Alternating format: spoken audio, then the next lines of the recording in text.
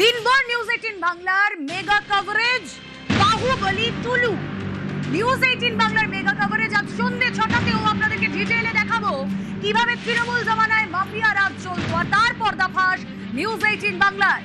দুর্জনের ঘাঁটি বীরভূমের মাটি, বালি পাথর কয়লায় অবাধ লুটতরাজ।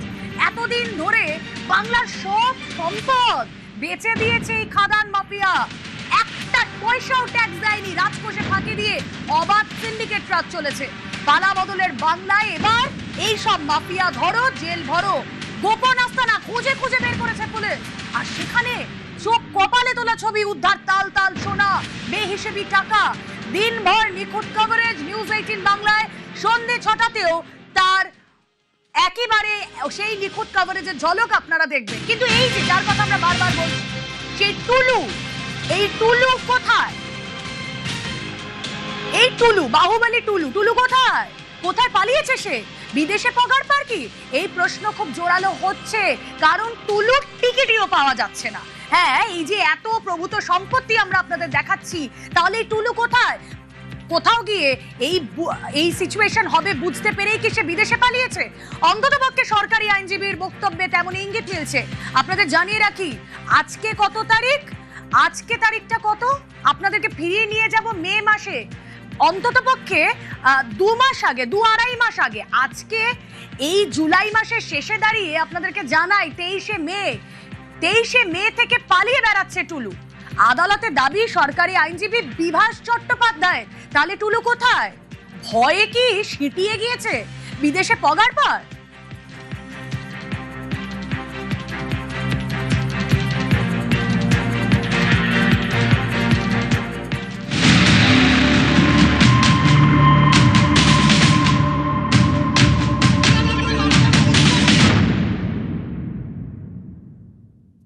মূল যে অভিযুক্ত যাকে বলা হচ্ছে টুলু মণ্ডল, তিনি কি দেশে রয়েছেন না দেশ ছেড়ে? এটা নিয়ে আমাদের ইনভেস্টিগেশন চলছে, ওনাকে খোঁজা হচ্ছে। আমাদের যেটুকু ইনভেস্টিগেশনে এসছে তাতে উনি পালিয়ে যাবেন, এবং সেই কারণে এই ভদ্রলোককে এই সমস্ত সম্পত্তির কাস্টোডিয়ান করে রেখে গেছেন যে তুমি পাহারা দাও, আমাকে বেরিয়ে যাচ্ছি। এবং 23শে মের পর ওনার মুভমেন্ট দেখা যাচ্ছে বিভিন্ন জায়গায়, সেগুলো নিয়ে ইনভেস্টিগেশন চলছে। এখন অ্যাট দিস স্টেজে আর্লি সেটা কিছু বলা যাবে না। আইনের হাত খুবই শক্ত, দেখা যাক, লম্বা, নিশ্চয় ধরা পড়বে একদম।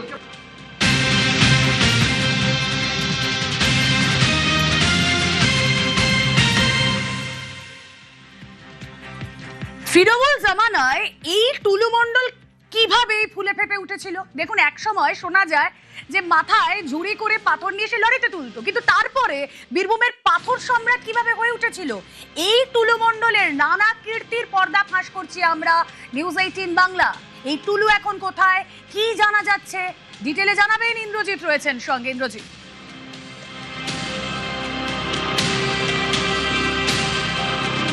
দেখো, একদমই যেটা বলে রাখবো, আজকে যখন কোর্টে অর্থাৎ এই মিনার মণ্ডল, টুলু মণ্ডলের আত্মীয়, তাকে যখন তোলা হয়, তাকে যখন সরকারি আইনজীবী যখন কোর্টকে জানাতে থাকেন যে এই টাকায় বিপুল পরিমাণ টাকা সোনা কোথা থেকে এলো, কিভাবে এলো, ও তখনই কিন্তু এই টুলু মণ্ডলের নাম উঠে আসে।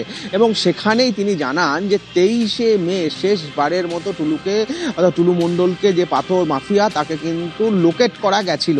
তারপর থেকে তাকে কিন্তু আর লোকেট করা যায়নি, অর্থাৎ তিনি কোথায় রয়েছেন সেই বিষয়টি কিন্তু একেবারে এখনো জানা যাচ্ছে না। অর্থাৎ তাকে আর লোকেটই করা যাচ্ছে না। 23শে মে অর্থাৎ আজ থেকে ঠিক 1 মাস 2 মাস আগে তাকে লোকেট করা গেছিল, তারপর থেকে তার কোনো লোকেশন নেই।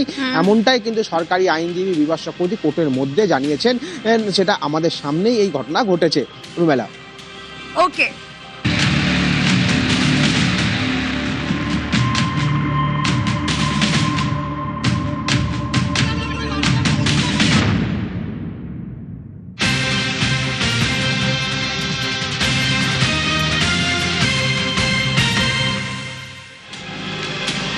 আপনাদের নিশ্চয়ই অনেকে জানে সুইজারল্যান্ডে মানে সুইস ব্যাংকে আমাদের একটা ধারণা রয়েছে, ধারণা নয়, অনেক ক্ষেত্রে বিষয়টা সত্যিও, যে দুর্নীতিপরায়ণ রাজনীতিবিদ বা বিশ্বের যারা ধনকুবের, তাদের কালো টাকা কোথায় জমা পড়তো? সুইস ব্যাংকে। আর এবার এই সিউড়ির সঙ্গে একটা সুইজারল্যান্ড কানেকশন উঠে আসছে। সুইজারল্যান্ড থেকে নাকি সিউড়িতে সোনা। অবাক হচ্ছেন? আসলে এমনটাই ঘটেছে। জল্পনা অন্ততপক্ষে তেমনটাই। সুইজারল্যান্ড থেকে সিউড়িতে সোনা, উত্তর খুঁজে আসুন। সহকর্মী ইন্দ্রজিৎ থাকবেন আমাদের সঙ্গে।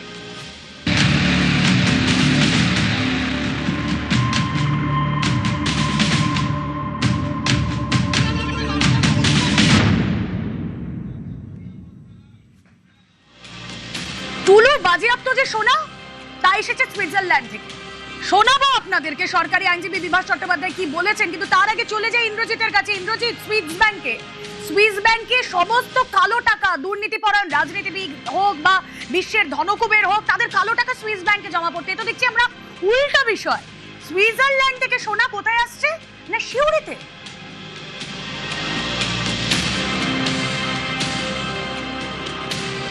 একদমই তাই, এই প্রশ্নটাই কিন্তু উঠেছে, কারণ সরকারি আইনজীবী যখন কোর্টের মধ্যে আর্গুমেন্ট করছিলেন, মুভ করছিলেন তার যে পুলিশ হেফাজত নিয়ে, ঠিক তখনই তিনি বলেন যে সোনা উদ্ধার হয়েছে, 15 কিলো যে সোনা উদ্ধার হয়েছে তা দুবাই এবং সুইজারল্যান্ড থেকে নিয়ে আসা হয়েছে, স্মাগলিং করে নিয়ে আসা হয়েছে। এমন এই কথাটিই বলেছে যে স্মাগলিং এর মারফতে নিয়ে আসা হয়েছে দুবাই এবং সুইজারল্যান্ড থেকে। কারণ দুবাইয়ে যে সুইজারল্যান্ডে যে সোনা সেটা পরীক্ষা করে বোঝা গেছে, কালকে রাতেই সেটা পরীক্ষা করা সম্ভব হয়েছিল, অর্থাৎ ওই মীরা যে মন্ডল তার বাড়িতেই পরীক্ষা করা হয়েছিল এবং সেটা দেখা গেছে দুবাই এবং সুইজারল্যান্ডে যে সোনা সেইখান থেকে নিয়ে আসা হয়েছে স্মাগলিং করে, ঘুর পথে কিন্তু এই সোনা সিউড়িতে এসে পৌঁছেছে এবং সেখানেই রাখা ছিল। কিন্তু সব থেকে বড় প্রশ্ন হলো, যেখানে টাকা রাখা হয় সেখান থেকে আসছে সোনা, অর্থাৎ এটাও কিন্তু যে তাহলে কি সেই সুইজারল্যান্ডের ব্যাংকেও অ্যাকাউন্ট রয়েছে, বা যে সুইস ব্যাংকের কথা বলা হচ্ছে সেখানেও কি তাহলে টুলু মন্ডলের অ্যাকাউন্ট রয়েছে? এই সমস্ত বিষয়গুলি নিয়েই কিন্তু তদন্ত করা হবে বলেই কিন্তু তার জন্য যে 8 দিনের পুলিশ হেফাজত দেওয়া হয়েছে, যদিও 14 দিনের চাওয়া হয়েছিল, কিন্তু বিচারপতি 8 দিনের পুলিশি হেফাজত দিয়েছে। এবং সুইজারল্যান্ডের কিন্তু একদম যে যুক্ত হয়ে গেল সিউড়ির সঙ্গে, সুইজারল্যান্ডে যুক্ত হয়ে গেল কোথা থেকে না সোনা মারফত, কারণ দুবাই এবং সুইজারল্যান্ড থেকে সোনা নিয়ে আসা হয়েছিল, সরকারি আইনজীবী নিজে বলছেন এবং কোর্টের মধ্যেও একই কথাই তিনি বলেছেন। এই যে সুইস ব্যাংকের প্রসঙ্গটা এলো, নিজ নিজ দেশে কর ফাঁকি দিতে দুর্নীতি পরায়ণরা তারা সুইস ব্যাংকে টাকা রাখে ট্যাক্স ফাঁকি দেওয়ার জন্য। আর দেখুন, এই যে টুলু মন্ডলের কথা আপনাদের বলছি, বাংলার সমস্ত প্রাকৃতিক সম্পদ বেচে দিয়েছে শুধু না, রাজকোষ সেখানেও ফাঁকি দিয়েছে, সেখানেও ট্যাক্স দেয়নি। সুইজারল্যান্ড কানেকশন নিয়ে কি বলছেন সরকারি আইনজীবী বিভাস চট্টোপাধ্যায়? মোহাম্মদ মিনার ভদ্রলোককে আজকে অ্যারেস্ট করে ওনার প্রোডাকশন হলো ফার্স্ট টাইম। তা আমরা পিসিপিআর চেয়েছিলাম, 8 দিনের পিসিপিআর কোর্ট অ্যালাউ করলো। যে গোল্ডগুলো পাওয়া গেছে তাদের মধ্যে বেশিরভাগই দুবাই বা বিভিন্ন জায়গা থেকে কেনা, এবং সুইজারল্যান্ড এবং দুবাই। এছাড়া গোল্ডগুলোর মধ্যে ব্ল্যাক কিছু টেপ লাগানো, অ্যাডেসিভ টেপ লাগানো, যার ফলে এদের অ্যাকচুয়াল ডিটেকশন করা খুব মুশকিল। তো ইনভেস্টিগেটিং এজেন্সি এই জায়গাটাও দেখবে যে এটা আদৌ স্মাগলিংয়ের কিনা, ওই অ্যাঙ্গেলটাও দেখবে। তো গভর্নমেন্ট এক্সচেকার মানি দীর্ঘদিন ধরে ফাঁকি দিয়ে এইভাবে ওয়েলথ অ্যাকুমুলেট করা হয়েছে, সাধারণ মানুষের টাকা।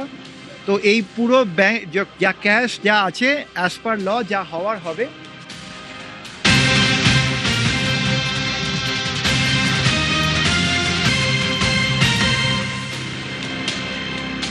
বীরভূমের লাল মাটি যেন সোনার মাটি।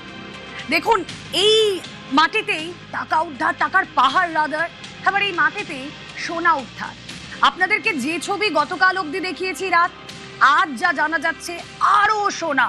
রবীন্দ্রপল্লীতে টুলুর বাড়িতে আরো সোনা উদ্ধার হয়েছে, রূপো সোনা সব উদ্ধার হয়েছে এই টুলুর রবীন্দ্রপল্লীর বাড়ি থেকে। সেখানে মেশিনও এনেছেন সোনা ব্যবসায়ীরা, যে ছবি আপনারা দেখছেন। বীরভূমে সোনার খনি, টুলুর ঘরে আরো সোনা। সিউড়ির রবীন্দ্রপল্লীতে টুলুর বাড়িতে আরো সোনা উদ্ধার।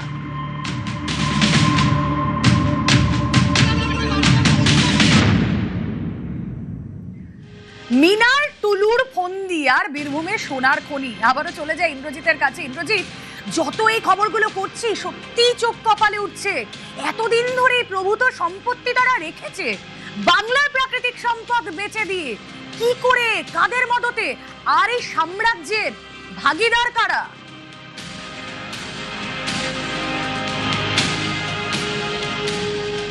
দেখো, একদমই যেটা বলে রাখবো, আমি যেখানটায় দাঁড়িয়ে রয়েছি এটা হচ্ছে টুলু মণ্ডলের সিউড়ি রবীন্দ্রপল্লীর বাড়ি। এই যে বিলাসবহুল যে বাড়ি, সেই বাড়িতে ইতিমধ্যেই কিন্তু তল্লাশির কাজ শুরু হয়েছে। আমরা যেটা দেখেছি, সোনা ব্যবসায়ী অর্থাৎ সোনার যে স্বর্ণকার, তিনি কিন্তু একটি মেশিন নিয়ে ভেতরে প্রবেশ করেছেন। সেখানে সোনা অর্থাৎ পাওয়া গেছে বলেই সোনার মেশিন নিয়ে আসা হয়েছে, যাতে ওজন করা হবে কতটা সোনা উদ্ধার হলো। পাশাপাশি নগদ টাকা, সেই টাকা কি উদ্ধার হয়েছে, সেই টাকা উদ্ধার হয়েছে কিনা না সেটা এখনো স্পষ্ট নয়। কিন্তু পাশাপাশি যেটা তুমি প্রশ্ন করলে রুমেলা, যে এই টাকার ভাগিদার কারা, কারণ এই টাকা, যে টাকা টুলু মণ্ডল বেআইনি পথে অর্থাৎ ডিসিআর নকল করে নিয়েছিল, সেই টাকা কিন্তু বিভিন্ন স্তরে তিনি পৌঁছে দিয়েছেন। কারণ একার পক্ষে এই যে সিন্ডিকেট বা এই সিন্ডিকেট চালানো কোনোভাবেই সম্ভব নয়। কারণ কোর্টের ভেতরেও একদম সরকারি যিনি আইনজীবী ছিলেন, তিনি কিন্তু বলেছেন যে সিন্ডিকেট, কথাটা উল্লেখ করেছেন সিন্ডিকেট, এবং এই সিন্ডিকেটের মাথায় কে ছিল না, টুলু মণ্ডল, এবং তার থেকে সবাই অর্থাৎ টুলু মণ্ডলের প্রশাসনের থেকে শুরু করে প্রাক্তন রাজ্য সরকার আর অর্থাৎ তৃণমূলের সরকারে যারা ছিল, সকলকে কিন্তু টুলু মণ্ডল এই টাকা দিতে হতো। কারণ তিনি অত্যন্ত যে টাকা ডিসিআর জালি করে যে টাকা, সেই টাকা কিন্তু অবশ্যই এই টাকা তো ঢুকতোই নিশ্চয়ই কোথাও না কোথাও, না হলে তো এই সাম্রাজ্য বিস্তার করা সম্ভব ছিল না। লুটে পুটে খাওয়ার একটা সংস্কৃতি চলতো বীরভূম জুড়ে।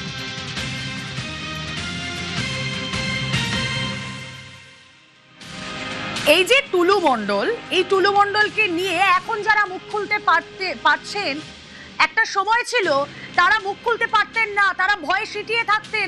কারণ এই টুলু মণ্ডল, তার সঙ্গে তো হুজহুদের যোগাযোগ। যদি মুখ খোলেন, তাতে যদি তারা শাস্তির মুখে পড়েন, হ্যাঁ এইরকম সিচুয়েশন ছিল।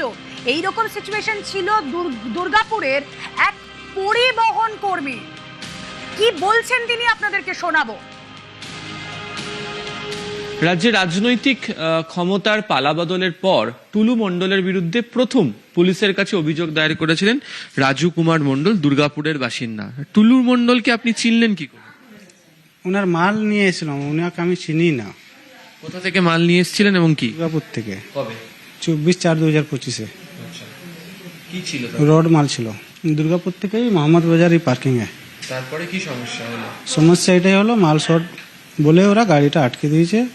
না দাদা, আমার গাড়িটা আপনি কি জন্য আপনি ধরে রেখেছেন সেটা বলুন।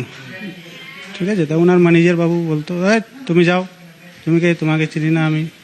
এসে অনেকবার ঘোরাঘুরি করে করতে সরকার চেঞ্জ হয়েছে, থানা পুলিশ সব জায়গায় গিয়েছে, পার্টি পুলিশের সব জায়গায় গিয়েছি, তাও কেউ অভিযোগ আমার শুনে নেই।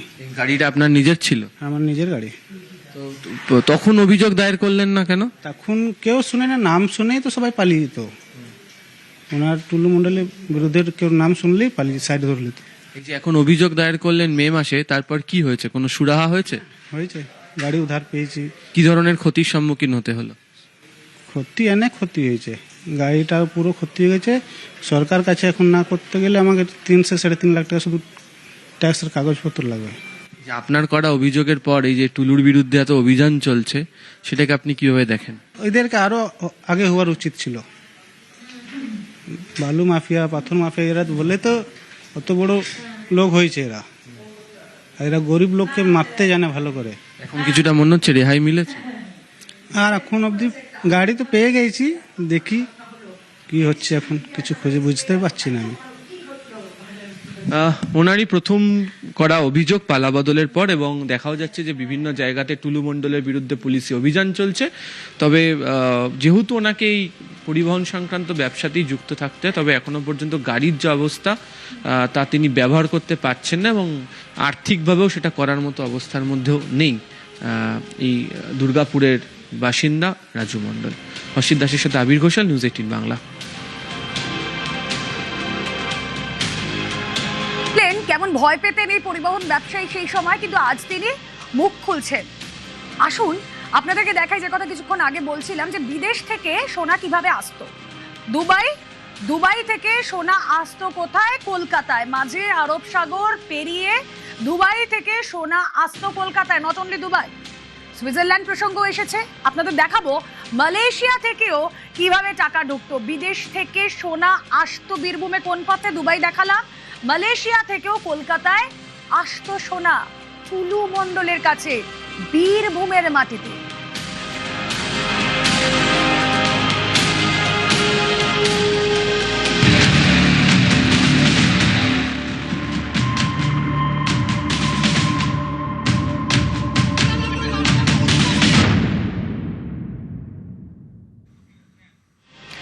এমএসপি মন্ডল স্টোন প্রোডাক্ট, এটাই হচ্ছে টুলুর দুর্নীতির গেট পাস।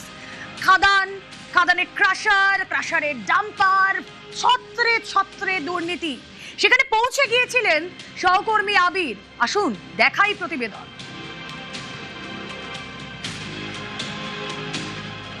পদবি নিয়ে আমাদের অনেকেরই আগ্রহ রয়েছে, আবার আমরা আমাদের পদবিকে নিয়ে বিভিন্ন সময় গর্ব অনুভব করি।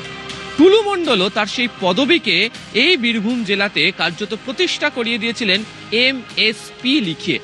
অনেক জনপ্রিয় দক্ষিণ ভারতীয় সিনেমার ক্ষেত্রে এই ধরনের কোড নেম ব্যবহার করতে দেখতে পাওয়া যায়। অনেকে বলেন অধুনা বলিউডি সিনেমাতেও এই কোড নেমের প্রাধান্য অনেকটা বেড়েছে ওয়েব সিরিজের দৌরাত্ম্যের কারণে। আর ঠিক সেরকমভাবে এই এমএসপি নামক শব্দকে কার্যত বীরভূমের সর্বস্তরের মানুষের কাছে পৌঁছে দেওয়ার যে প্রচেষ্টা তা টুলু মণ্ডল করেছিলেন। তার একাধিক ডাম্পার, তার যে কোনো মেশিন, তার যে কোনো গাড়ি, সবেতেই এমএসপি লেখা। অনেকেই বলছেন যে বিভিন্ন যে ডিসিআর গেটের দায়িত্বে তিনিই ছিলেন, ফলে সেখানে তার ডাম্পার বা তার ট্রাক বা ট্রাক্টর আটকানোর মতো সাহস কারুর ছিল না এবং থাকার কথাও নয়, কারণ তিনি সামলাতেন। কিন্তু রাজ্য সড়ক বা জাতীয় সড়ক হোক, বীরভূমের গণ্ডি ছাড়িয়ে অন্যত্র বিভিন্ন জায়গাতে তার গাড়ি যেখানেই ছুটবে সেখানেও যাতে তার গাড়িকে কেউ আটকাতে না পারেন সেই কোড নেম এমএসপি দিয়ে তৈরি করে দিয়েছিলেন টুলু মণ্ডল। ফলে এখন যখন বিভিন্ন জায়গাতে তল্লাশি চলছে তখন সকলেরই নজরে পড়ছে ওই এমএসপি লেখার। আসলে এমএসপি যেটাকে তারা ব্যবহার করেছিলেন মন্ডল স্টোন প্রোডাক্ট বলে, আবার তিনি একাধিক কাজে এটিকেও মন্ডল স্টোন প্রাইভেট লিমিটেড হিসেবেও ব্যবহার করে গিয়েছেন। ফলে এই এমএসপিকে ব্যবহার করে তিনি আসলে প্রত্যেকের সঙ্গে থেকে যে তার পরিচয় আলাদা করে বুঝিয়ে দিয়ে নিজের কাজ হাসিল করার চেষ্টা করতেন সেটাই স্পষ্ট। ফলে এই এমএসপি কোড নেম তাও এখন রাজ্য পুলিশের তদন্তের আওতাভুক্ত। ক্যামেরা অসিত দাসের সাথে আবির ঘোষাল, নিউজ 18 বাংলা, বীরভূম।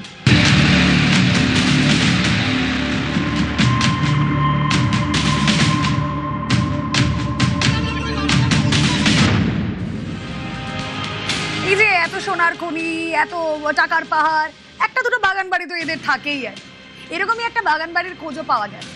টুলুর ফাইল পুলিশের হাতে। এবার ওই বাগান বাড়ি থেকে যখন একটা গাড়ি বেরোচ্ছে সেই গাড়ি আটক করা হয় আর উদ্ধার হয় প্রচুর প্রচুর ফাইল। তা বাজেয়াপ্তও করা হয়েছে।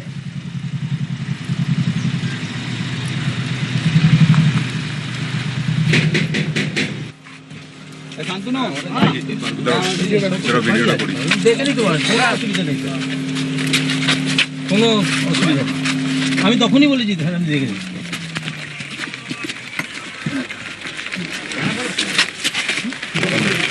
দেখতেই পাচ্ছেন ছবি, বাগান বাড়ি থেকে বেরোচ্ছিল গাড়িটি, আর সেই গাড়ি ভর্তি ফাইল, সেই ফাইল পুলিশ বাজেয়াপ্ত করলো।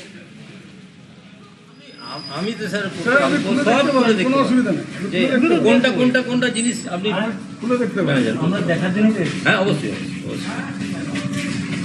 এত ঠাসাই আজকে সকালবেলাতে হঠাৎ করেছি না, আমাদের তো বুঝতে পারছেন স্যার, এই জন্য আরো সমস্যা সবাই পড়েছে। সেটা না, আপনি আমরা স্যার কর্মচারী, উনিও কর্মচারী, এবার আমাদেরকে। আরে বাবা আমার কথা বলতে দিন, আপনি তো নিজে সব করে নিয়ে যাচ্ছেন। না না, কেউ সব করে কাজ করেন না, আপনাকে কেউ একটা বলে দেখ, কে বলেছে?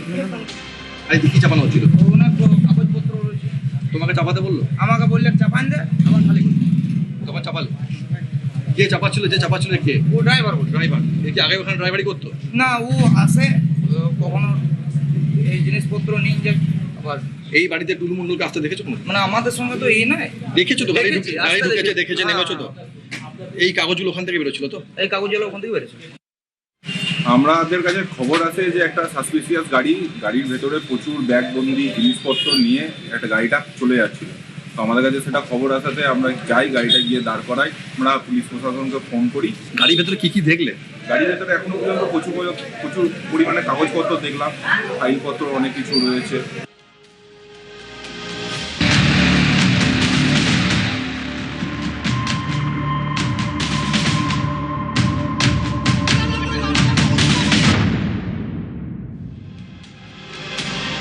এই যে দুর্নীতির ফাইল, সেগুলো কি কোনোভাবে সরিয়ে ফেলার ছক ছিল? ম্যানেজার, টুলুর কোম্পানির ম্যানেজার কি বলছেন শুনুন। আপনাকে সকালে কি টুলু মণ্ডলের ফোন এসেছিল? একদম এসেছিল। কি বলা হয়েছে সেখানে ফোনে? আমাকে বলেছে পাত্ররা তোমার কাছে কি আছে অফিসে?